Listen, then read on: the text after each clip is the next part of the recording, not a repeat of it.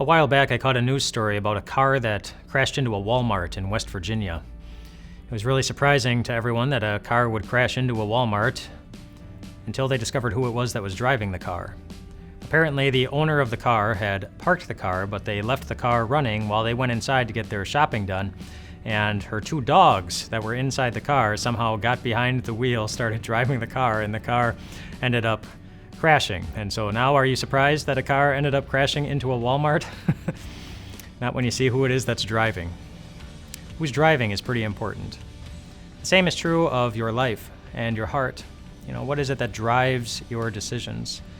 Jesus once said, where your treasure is, there your heart is. In other words, looking at where we drive our treasures of our money and our time and our attention, and it reveals what it is that's behind those things. It reveals what's going on in our heart.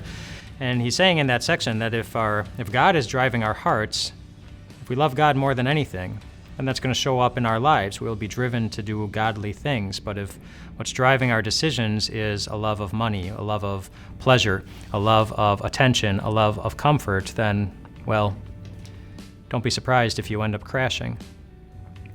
And doesn't it seem like sometimes, though, that's going to happen anyway?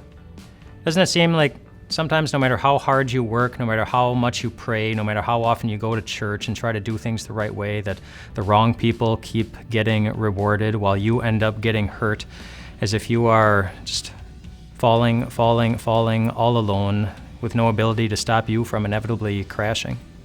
Jesus knows how hard that is. Remember that Jesus also knows how it feels to fall, to crash, and to have no one, not even his Father in heaven, there to catch him when he did. He knows how it feels to always do the right thing and yet be treated as if he didn't. He knows how it is to suffer at the hands of those who are only doing the wrong things. And the reason he does is because he wanted the whole world to see exactly what it is that he treasures in his heart more than anything, and what it is that drives every one of his decisions. It's you.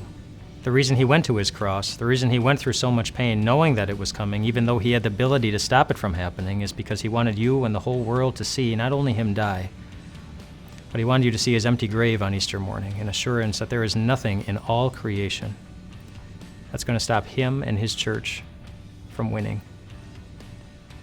Jesus gives us a great promise that we get to live with as we carry out the very important work of building our lives.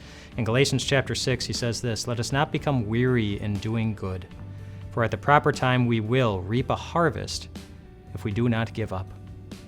Jesus knows that there are so many times in life where we are tempted to give up, where our hearts are tempted to give in. But he wants you to know, he wants you to live with the promise today and every day, that the effort that you put in is always worth it.